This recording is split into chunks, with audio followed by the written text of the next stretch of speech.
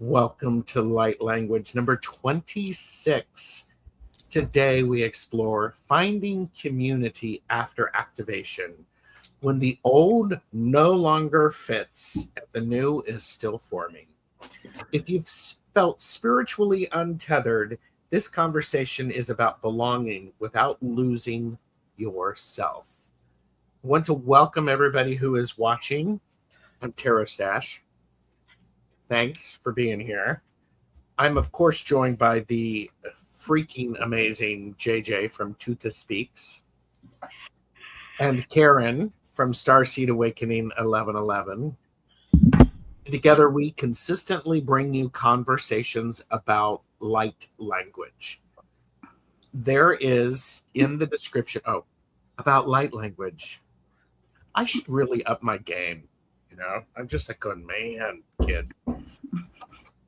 I'm kidding. It's certainly fine. One of the great things is these conversations are really about helping us understand what is new and what's shown up for us. What are you two giggling about? Oh, someone wanted to know if I'm in jail. No. Because it looks like you're wearing like orange. Oh, my top. I didn't think of that. Oh, there you go. Yeah, my teasing. Jumpsuit. Jumpsuit. I was like, I thought it was because of that. Yeah, I'm in jail. I'm a bad girl. Yes, you are. Please give me credit for all of the things that I am not saying after she said that. Thank you, everybody, for joining us. JJ, how are you? Happy New Year. Oh, Happy New Year. Holy moly macaroni. Okay. Hello, Karen. How are you? I am good because 2026 was a 9-year. And I mean, 2025 was a 9-year and 2026 is a 1-year, which means a lot of new things happening. So I'm excited and I'm manifesting like crazy. But yeah. I like that. And you, Gerald? I am doing fine, actually. I'm still settling in. The turn of the year is always a little discombobulating for me. The energy shifts. Figuring out exactly where my feet are going to land. I recently found out that this year in the Chinese astrology, starting, I think it's February 17th, perhaps, we shift to the fire horse. Oh I am a fire horse? Yes, and I am a fire horse sign. And I'm manifesting that is absolutely freaking fine. That's what I'm doing. It's all good. It's all good. We have a lot of people here. Moira, Kaylee, Bonzo, Brenda T, Akila B, and Diana, oil painter. It's great to see everybody here. Thank you. We have Michelle Marie who has joined us. Thank you. Okay, I'm going to do something first because I'm having a hard time grounding. I'm just going to bust out some light language. Yeah, please. For me personally? Okay. So anybody new here? Best way to receive is if it's for your best and highest good. And also close your eyes, get comfortable, and open up your heart. This is for entertainment purposes only. Oh yeah, entertainment purposes only, kids. Do not make any decisions based upon what we say. Seek professional assistance, really. Really. And I don't even have the tag. That's how. Oh, there you go. Boom. Boom. There's that. Tama. Nuna kashna. Kenuma yatinu shnaka. Matianu nano kashnayama yitianai. Katatanushna kianoshna. Tianamna kui matu kinashna kianushna maui. naishnia nukaya naishnakaya kuna ishna yatana kayama yanutashna yana tanaka yewa matuya kamashnaki na na na na na na na ooh na na na na na na na na na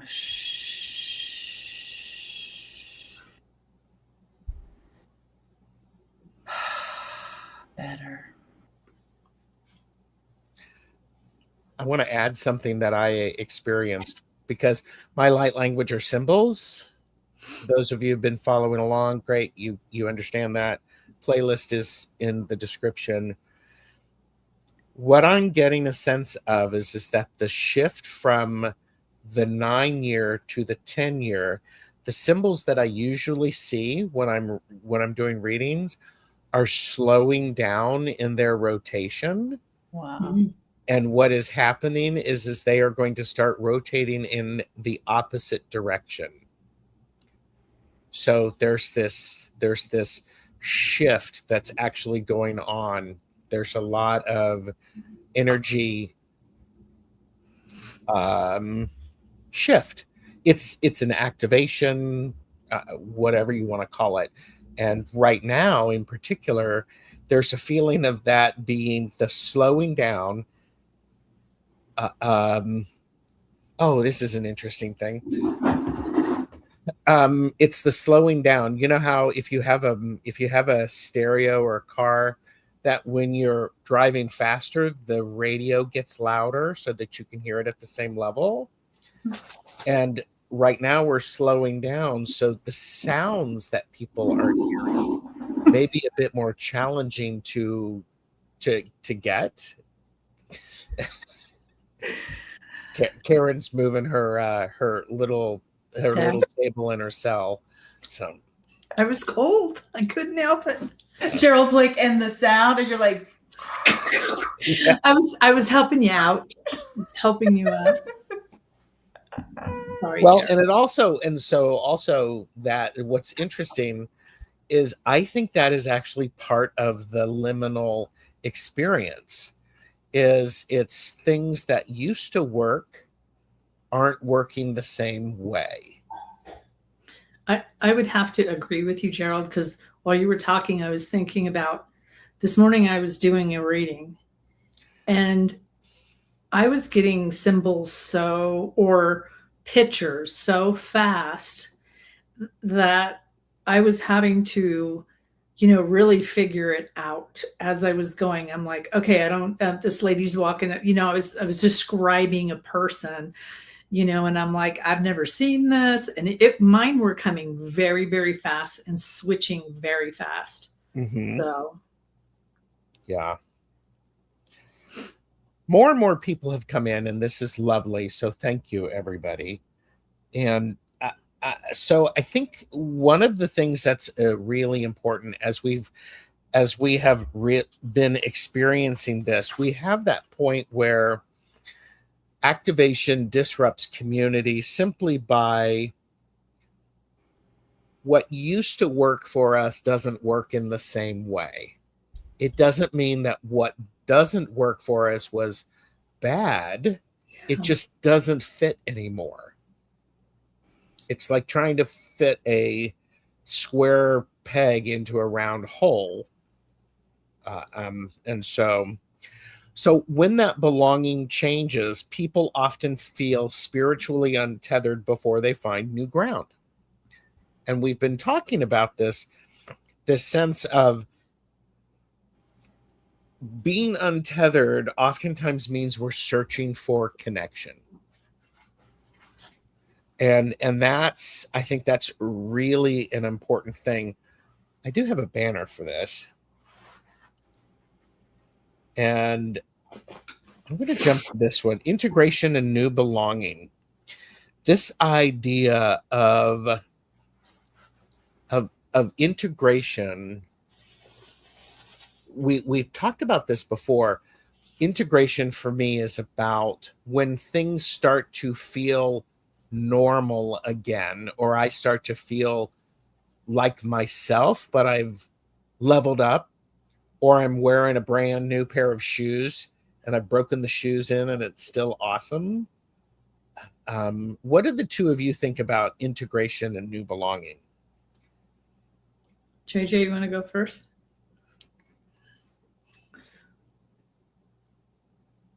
Okay, I unmuted myself so I could move something. Okay, this is like right up my alley with the integration and the new belonging. And as you were speaking, I got the word displacement. Almost like there's like this feeling almost of like in a type of description would be like almost abandonment. Sometimes, like for me personally, my first group of helpers that were with me for 10 years, they were wise to know that I was graduating, right? And so slowly over like the last year, I would say, I didn't know this was happening, but I realized that I was relying more on myself and, less on their teachings. Like it had switched somehow where it's almost like if I was learning how to, like, they were teaching me how to roller skate, it's like instead of them holding my hand, they were watching me. And then the watching period is over and then I'm doing it myself. And so now when I'm roller skating, I'm like, I'm ready to do new moves. And so when I'm doing these new moves, it's like you finally got in your groove with the roller skating, and now you're back at the beginning, it seems like, in a way. Not that you're at the beginning of your first lesson with roller skating, but now it's like you're learning something again. You're gonna fall, you're gonna need guidance, the holding of the hand. And so with that, there's this feeling of like being uncomfortable in a way, instead of just coasting like I was before. It's like the ascension symptoms are coming back, and there is like this integration that I feel way more energy than I did before my whole decade with Utah.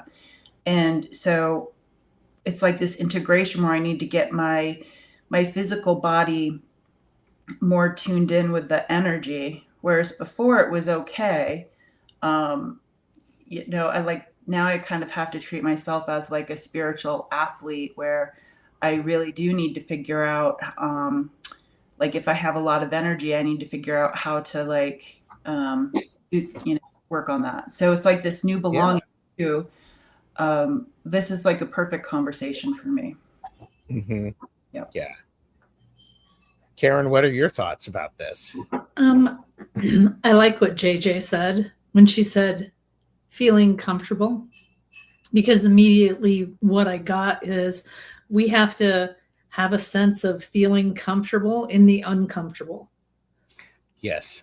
And as she was talking, I was thinking about different times I felt untethered, whether that was, not being friends with someone that was so close to me, or, picking up and moving away. And so everybody changed. And then even coming back home, now my energy was different from the energy here. And so, and physical things as well, having a health crisis that kind of puts you, especially for me, that brain thing. And so there was a lot of times where this time I think it was a lot easier. And that's what they had said when JJ was talking. It was like, you have to, for me, I felt that one of the things that I've had to do is feel comfortable with the uncomfortable and not knowing, and if you can get past that stage, for me and in my past, what I've seen, then it comes a lot faster.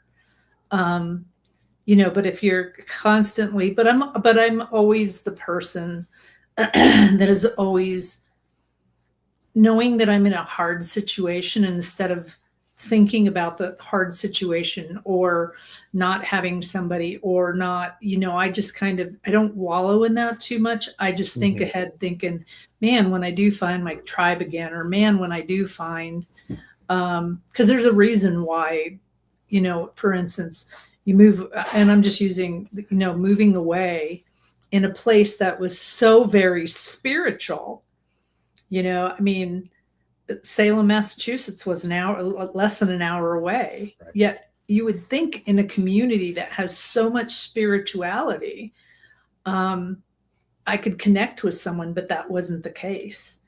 And so, I think the thing that got me through that was just knowing that this wasn't where I was going to find my tribe. And it was a solo thing to look within and grow. Yes, that's well said. Pamela said, when the true change occurs, being comfortable with the discomfort, else we get stuck in a loop. I've looped. I don't know about anybody else. I've looped. Hands up for those who've looped. I'll use my regular hands, not just my tiny hands. Need some big hands. Well, it is an interesting thing about this because, that change can happen for any reason. And for me, for those of you who listened last time, I resigned from the coven that I was a member of, and it served its purpose. It was all fine. I'm not mad at anybody. It's just it wasn't resonating for me. That it wasn't it wasn't hitting. And that's the I'm thinking about what helped me to recognize resonance instead of trying to fit in. I think for me, it really was this need of the vibe and the resonance with the group as a whole wasn't there. And it was more about fitting in rather than having that rhythm and the comfort around with people. I would 100% agree. I would like to also add that for me personally, there are, I love everybody. Let's just say that. Even if I dislike you, I love you, because you're there for a reason. I think for me personally, it's really acknowledging when you don't jive with someone, and I can respect that person. I can send you out love. Yeah. But if I'm not, go back to the square peg in a round hole. If I'm the peg, I will send you light and love. I could probably be in the same area with you. And I'm thinking of someone really specific, but I'm just not going to share my energy with you. Does that make sense? Like, I'm not going to try to fit. Perfect sense. I send you good wishes and wish nothing but the best for you, but we're on a different wavelength and my energy is different from yours. And whereas when I was younger, I probably, just the way that I was younger, I'd probably be like, why don't they like me? I'm so nice. I'd try to do this. I'd try to do that. And now I'm like, who cares? But just me. Yeah. I would like to add too, like on the other side of that, it's like, I feel like we've all been the person who feels like that itch or that uncomfortableness. And we do not, treat others that don't jive with us not with grace and ease, because we're kind of like unaware what's going on. And so that still happens to me sometimes too, where like sometimes I need to give, like, just be aware that other people in my life, if they are treating me a certain way, like that could be just their way of being like, okay, I need to step back a little bit and go maybe find my other people. And so I've been on both sides of that. Yeah. Oh, I have too. Grace and ease. It's like, yeah, sometimes that's not in play. I do want to acknowledge this because Annie Bear said that was so beautiful and bravely authentic of you, dear Gerald. Thank you. I want to recognize that. We do have a couple of loopers who admitted it, Diana and Pamela. So I think this is a good thing. What about, did you want to say anything else, JJ, about that idea of resonance? Yeah, I really love thinking about it as a song, as resonance, as like a frequency, because with that it just means like for instance, like my sister loves a certain type of music. That music kind of makes me want to throw up, you know? It's just like if you think about things differently, like reframe it, and it's a song. It's like the people around you does it harmonize with you? Does it help build it up and support it, for it to like go higher, or at least maintain it, or or does it go to a lower resonance that's you've already been through that, or it's not your thing? I love thinking about things differently. It takes the personal stuff out of it that I get caught up on. Amanda said, then resonance equals harmony. Yeah. Yeah. Yeah. Is it country? Annie wants to know that you don't like. People pleasing versus standing in the way of our own growth. Choose you. Yes. High Creative Chick Studio. Yeah. Yeah. I think, yeah. Go ahead. But I really love this question, all parts of it. You did such a good job, Gerald, because it's like I've spent a lot of time of my life kind of like as the like observer, because of being an empath, having like anxiety growing up. And it's one of those things where even in my adulthood, I almost kind of look at it like, okay, well, who do you need me to be? And it's almost like I want to fit in with myself in 2020. That's interesting. That's thinking about that idea of resonance, my word of the year for 2026 is curate.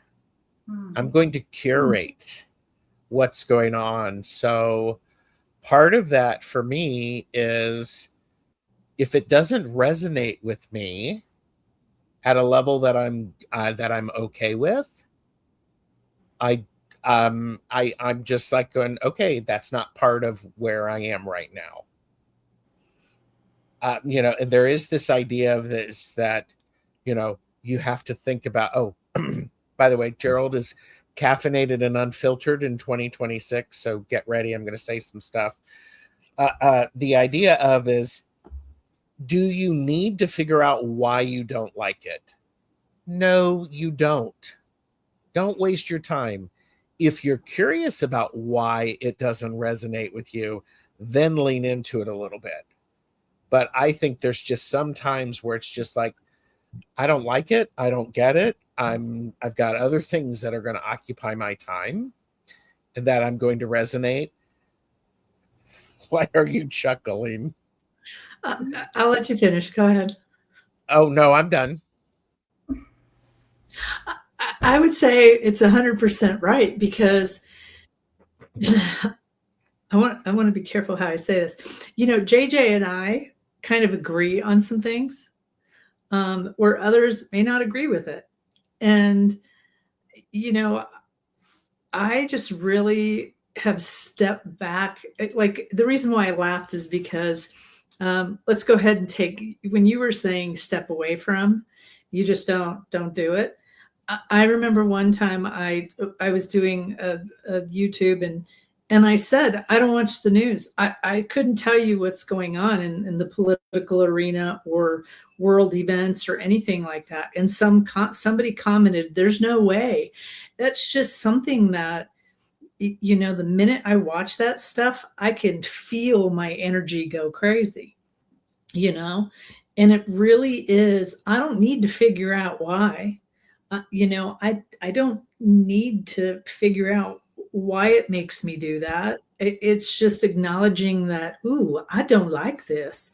I don't need to know. So if you ask me what's going on in the world, couldn't tell you. Could not tell you. And it goes as far as, for me, I have been through a lot of stuff where my home life is very wonderful. And anything that, kind of throws that off kilter, I don't need to figure it out. I just don't add it in, I think, yeah. And there is a difference between understanding why your energy does that and being informed. Yeah. Being informed is one thing. Spiraling is a different thing. I think about this question, and if I'm listening to the radio and I don't like the song that's on, change it. I change the channel because I'm an adult. I can do that. I don't go, God, I hate this. That's ridiculous. Blah, blah, blah, blah, blah, blah, blah. Because that's, what is it? It's passive manifestation or something like that. Yep. Lazy manifestation. I call it manifesting by default. Manifesting by default. And so instead, I just go, you know what? I can find something else. Yeah. I think before we start, when JJ was doing her, and I don't want to get too off our subjects because I think the questions are great, but it's like, this is a new year and we really need to start manifesting, things better. A lot of us do manifest by default, and that's kind of scary when you think about all the negative things that come out. Words are powerful, So words are very powerful. Yes. I love your word for the year. It's so you, Gerald. Oh, thank you. And trust me, I'll have to do a video on it because I have gone into the deep dive of the history of the word. But it is one of those things that and finding what resonates for me and then putting things together in a way that resonates them together. Yeah. And then it elevates for me. So, but this isn't about Gerald's word of the year. So, but another question I have is how do you now define community differently than before? I have different groups. I'm not that I like know a ton of people or like am friends with lots of people because I am a hermit and an introvert. I like my home space. I need a lot of space. It's like what's working out for me right now is like I have a lot of friends that live in different states, and that's really working out for me. And so it's like just acknowledging like everybody that I know doesn't have to get along with each other. It's like I don't know. It's just community for me. It's also like with me and how like a lot of my gifts came through was letting go of a past life. And so it's like once I let go of that past life, I got this feeling of like really calling in, like at that time, Tuta described it as the tribe. Like my tribe was returning, right? My people were returning to the physical from this past life that was terrible. And we get to all be in celebration together. And so it's like, I really feel like we need to like open up our hearts and our spirit and our energy to like the new people for the new beginning. Yeah. Karen, before you go, I want to show a couple of things in the chat. Kathy has said, I'm trying to make sure what I'm involved with and surround myself with home, car, people are in alignment with my values, means I spend a lot of time on Zoom. Yeah. Hey, that's a great connection opportunity. Yeah. We also have Richie's Reach, who has joined us. Hello, Richie. Hi, Richie. Yes, I have a new definition. I have relatives and I have soul family. Boom. And yeah. Dr. Pamela said, as a person of science, it's funny that I found my tribe among the spiritual more. I know why. Exactly. Tribe for sure. Yeah. Okay. So Pamela, like my spirit team loves to like change words up. So when you said more, I got the like that Irish sense of more, like the M, what is it? MOOR, guys? Is that what it is? Yeah. Yeah. And that, I don't know if that has anything to do with what, has anything to do with you, but yeah, when you put that word more in there, there was a reason for that, I feel like. And she is the author of Cracking the Happiness Code, which is going to be one of the books that I'm reading in 2026. She laughs every time I show that book. I'm like, because there you go. Great. Karen, what about you? How do you define community differently than before? Somebody made a comment earlier about people pleasing. Yes. And, most of us Pisces tend to do that. I think when I started caring more about myself, not that I didn't love or care for myself, but I just was more careful about, my thought was always, they always showed me a well, and someone that fills your well, and I was that person that I would fill people's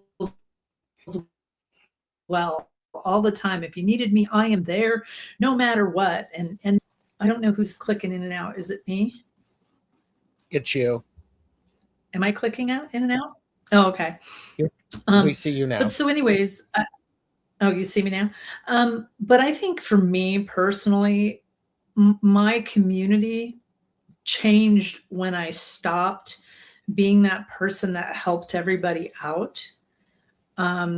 Because I started realizing that people in my life weren't solving their own problems. They were coming to me and I was helping them so much.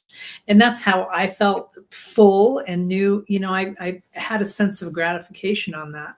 And when I started realizing that, that was just sucking me dry. My whole community kind of changed. My whole way of thinking changed. And like JJ said, I'm right along with her. I've got friends in a bunch of different states, and I've got a handful of friends here, and that's enough for me right now. Mm-hmm. I like that. And I think for me that I define it differently because before community tended to be a bit more role based. Who's leading and who's following. Yeah. And those were roles that were set. And unfortunately, if those roles are set and they do not change, it becomes a different experience.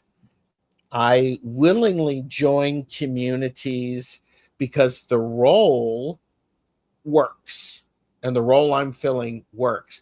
When things don't grow and evolve, the role no longer fits me. I don't have the resonance with it. And it becomes awkward. It becomes hard, and my enjoyment shifts. And so for me, the communities that I'm developing, I don't have to feel pressure for fitting in. I don't, because the community that I like to build and I know a couple of those people are listening, hello, are the ones that we want to be there, and we feel when we want to do something, someone will go, well, I can help with that. We don't even have a moment to say, or if we say, who wants to do that? There's not that long drawn out pause where everybody's like looking down and, trying not to make eye contact. Instead, it's the people who, what's really good for me, I'll get off my soapbox here in a minute. What's really good for me is what resonates is people lead with how they are doing. If they're having a bad day, they say, I'm struggling a bit today, and I just want to let you know that. Because then suddenly we go, I got it. Okay. I'm not trying to fix you because you're not broken. I'm just trying to support you.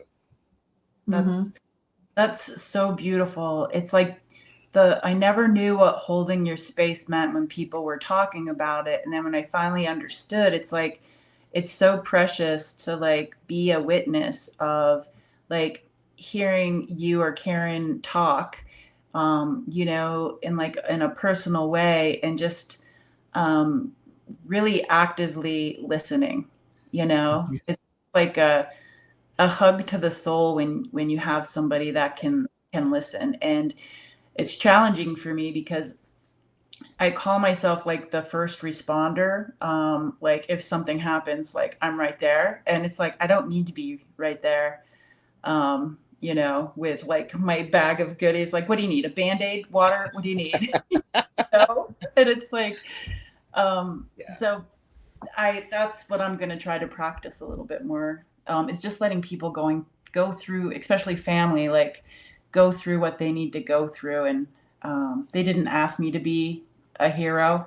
I don't know why I have a hero complex, but yeah. Well, and it's also this beautiful idea of, and I learned this in therapy. When I was in therapy, the idea of, I actually said to my therapist at one point, I don't know, excuse me, I'm gonna drop, some foul language.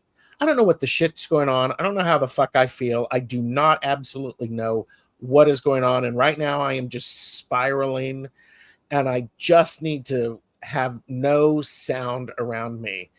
And my therapist, she said, okay. And we sat there for like 5 minutes. And it was just like, what? I'm getting emotional thinking about it, because all of a sudden I wanted somebody to just go, that's a lot. Yeah.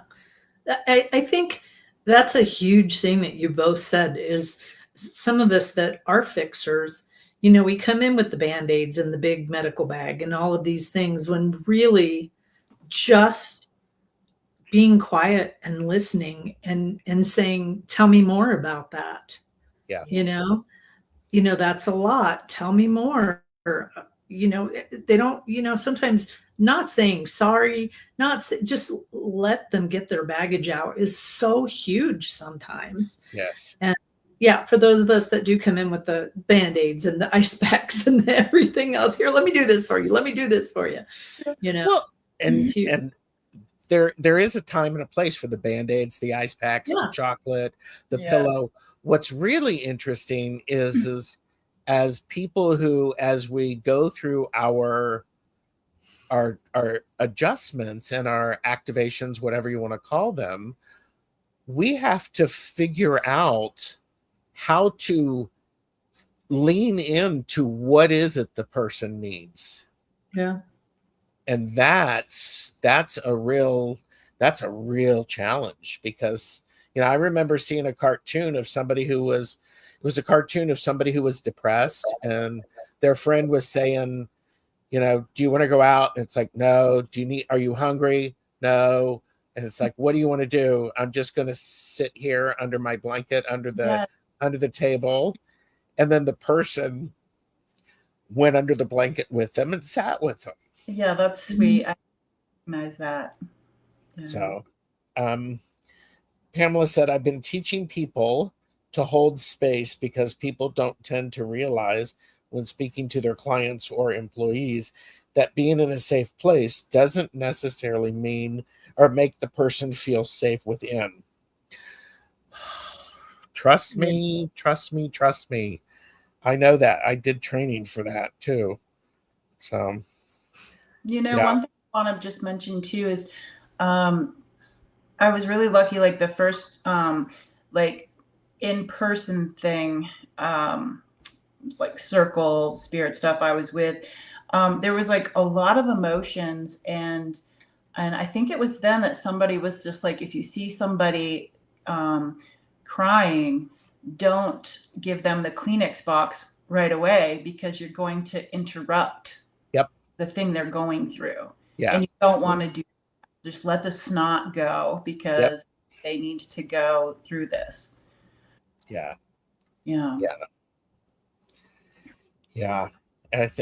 Amanda's like good. I think having kids really sharpens the first responder mode. Yeah, it does. Of course it does.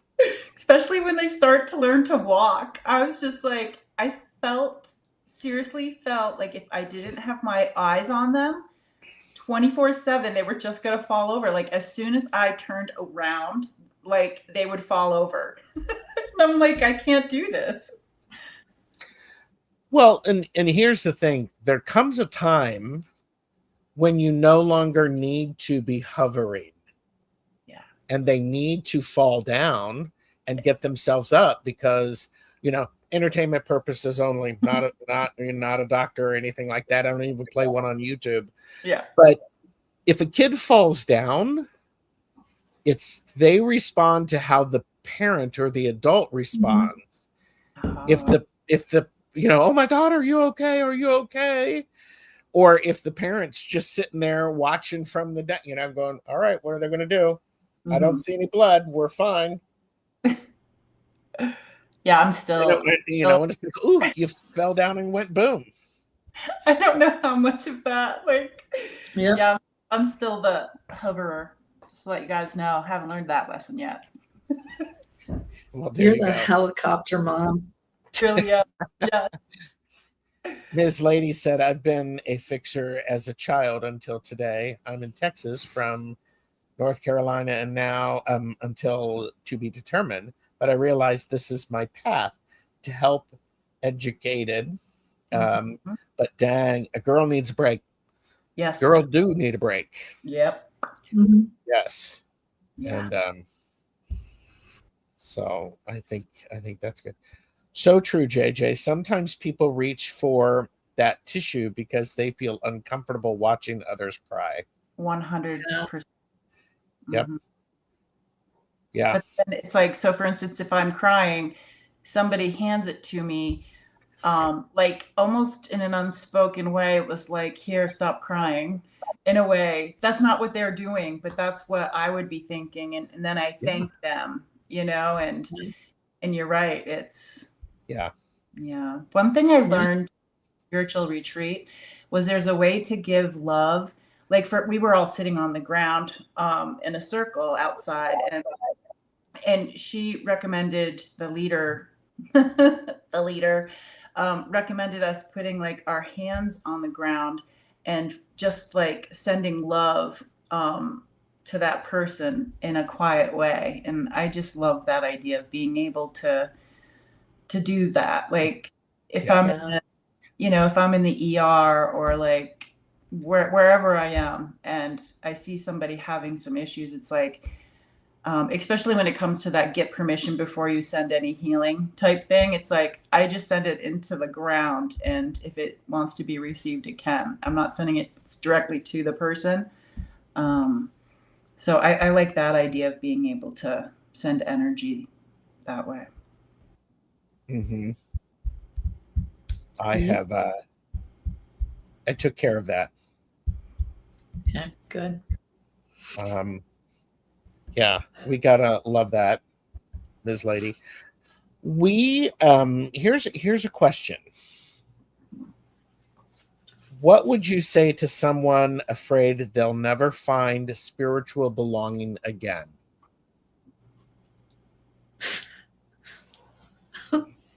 Go ahead. I was like, why would you manifest that in the first place? You know, it's the for me, it's the manifesting by default.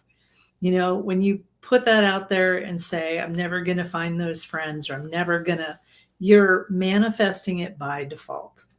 Instead, when you're in that situation, I think it's really powerful to really think about the relationships that you want to have, and then create scenarios in your head of them supporting you the way that you need to be supporting, and then you supporting them, and the conversations back and forth, and then really truly feel it in your heart, like feel the love that you have for this person. That's what I always say, the silhouette. Imagine a silhouette and you doing this, you know, going back and forth and doing that. Because when you manifest, when you think about, I'm never going to find it, you're putting that out there into the universe, and you won't find those people, you know? Mm-hmm. So, Yeah. Yeah. It's one of those things that if we have people here who are really new to like their spirit journey, I would say one of the things that is most endearing to me when I was learning is somebody said you never go backwards in this journey. You know, there'll be times when you need to rest, you know, but you never go backwards.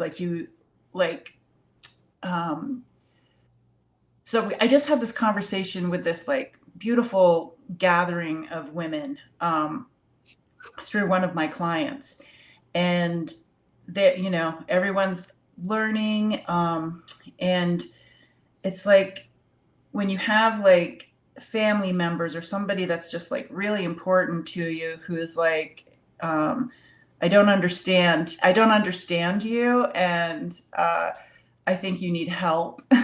You know, and it's one of those things where you're just like, but I just like I opened my heart up to you.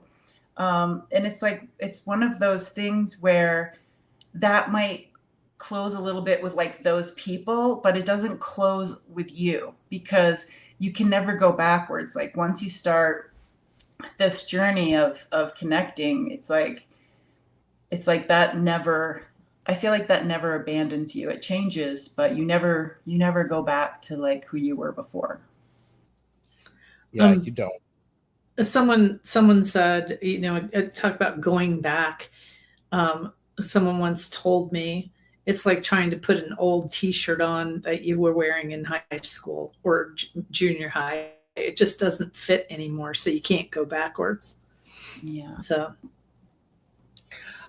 I would say to somebody who is afraid they'll never have spiritual belonging again, I would say bullshit. yeah. I would say instead,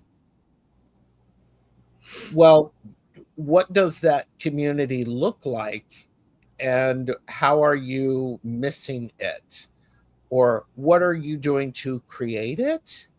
Mm-hmm. Trust me, sometimes there needs to be a break. There just has to be a break. But sorry, that was mean bullshit. I would say, you know, don't manifest it by default that you're never going to find it.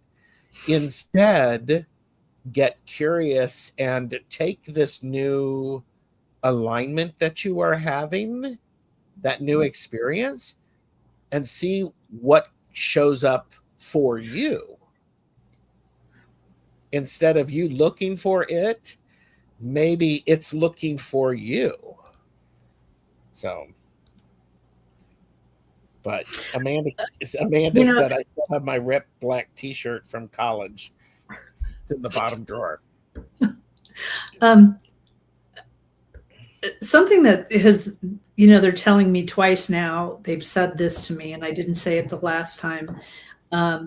It is about looking, how does she say that? What life is doing for you instead of to you.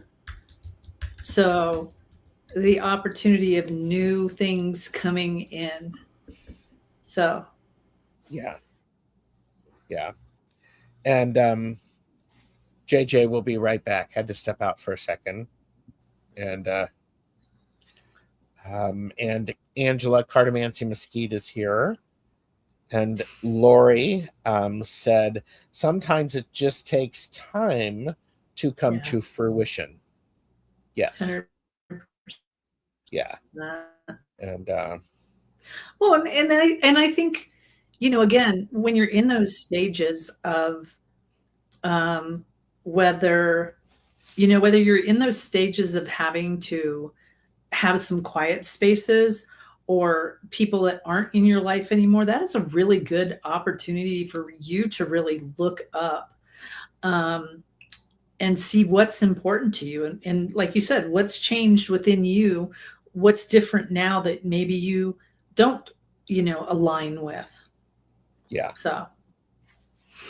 Yeah. Yeah. I understand that.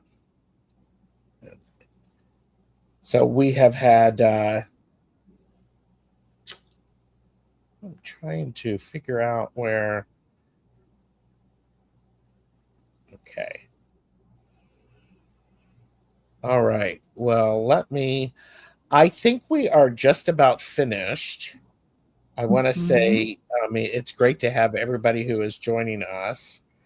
And I do want to appreciate everyone for being here. The cool thing is what's incredible is as we're going through this whole experience, it connections change. They should change. And if you stay with the same group and the same community, that works out well. That's okay. It doesn't have to be there. So, and you're welcome. You're welcome. And so I want to encourage everybody who has joined us or listening on the playback. If something resonated with you, leave us a comment. We are simulcasting this on all 3 of our channels. Links are in the description. All 3 of us do private readings. So please make sure to contact us if you need to. And one question. That's a good question. Where or how can I learn light language? Go for it. Oh, I'm glad JJ's back. Pamela, there are different light languages. And so, some of them, I have a feeling you have it in you, because they put a bunch of books at the bottom of the shelf. And so you have it in you, it's there. And so that's all I wanted to say. JJ, how about you answer this question? Where or how can you learn light language? Okay. Okay. What would I say? I apologize. I was pushing so many different buttons that I screwed everything up. So I had to leave and come back.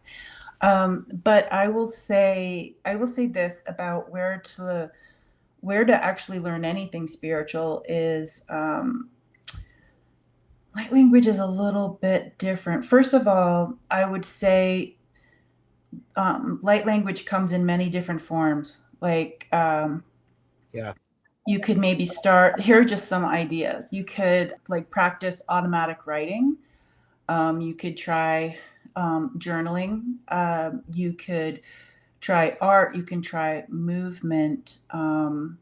It's one of those things where I define light language as something that goes behind the scenes, kind of like when you hear a song, you can feel emotions, you can release, tears or whatnot. And so whatever that is for you, I know that you're a writer, so it might be one of those things where you already have a form of light language. Yours is written. But this is actually a really perfect question because I signed up for something that was going to be uncomfortable for me. And I signed up for a journaling class, but it was with someone from our community. It's Allie at Heart and Soul Connected. She offered an alchemy of the souls type journaling class, and I am terrible at like sitting down and focusing and journaling. But we've only had one class, and it has like completely changed like my routine. I really wanted to step away from my phone and like live in the real world. And I started to journal, and I was just like, I'm like, this is gonna suck. I'm not good at journaling. And then all of a sudden I got like something to write down, and I'm like, oh my God, I got like this message of like, if I concentrate really hard, I can grow branches, said the tree. What can you do? And I'm like, if I hadn't taken that journaling class, I wouldn't have gotten that message. So try something this year that makes you uncomfortable, but you're slightly interested in. Yeah. I think it is one of those things. I like the way you. Go ahead. Go ahead, Gerald. Nope. Go ahead. I do want to piggyback on you in the aspect of journaling. And one of the things you can do, Pamela, is do a automatic writing, like she said, meditate a little bit. And then the way I do my automatic writing is say, what does my soul have for me today? And just start off with that. Understand that you will probably, if you guys do this, the words that will come out are probably something that are going to be like, what? I would never say this, because when you say, what does my soul have for me today?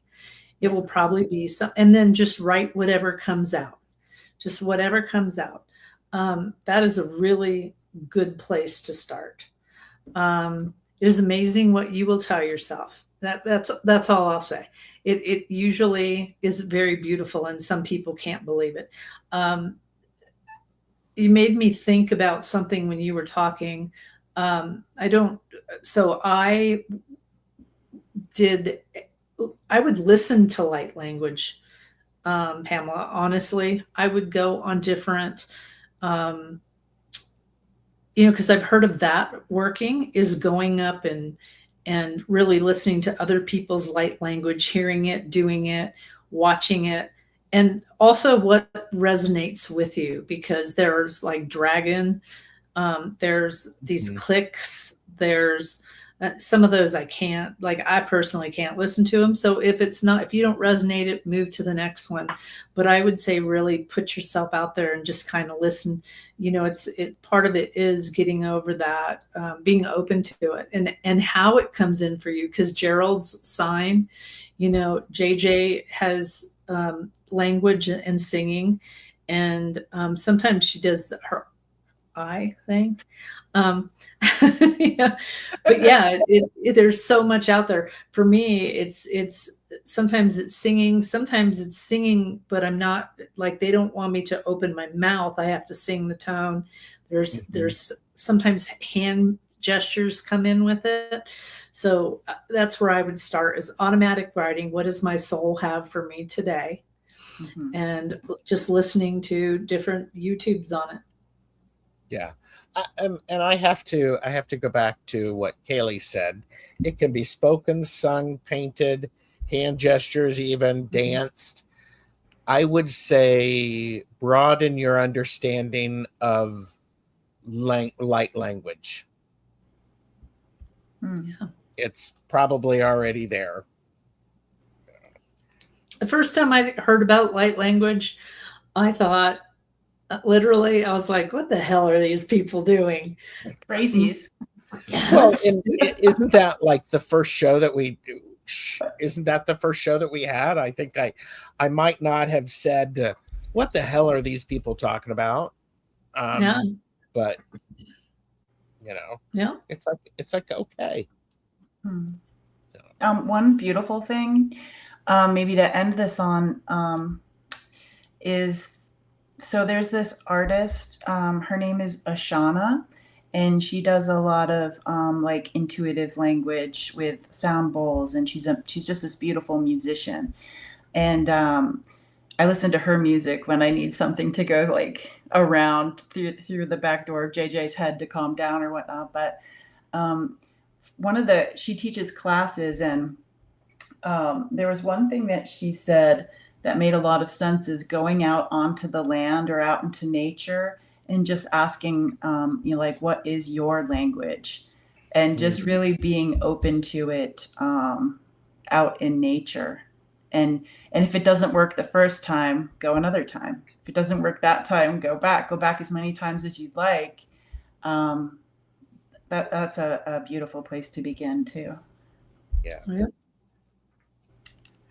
Well, thank you, everyone. This has been incredible. If you're watching the playback, please leave us a comment to tell us what resonated for you. And we encourage you to stay grounded and keep listening for where your sense of belonging is quietly taking shape. So take care, everyone. Bye. Bye.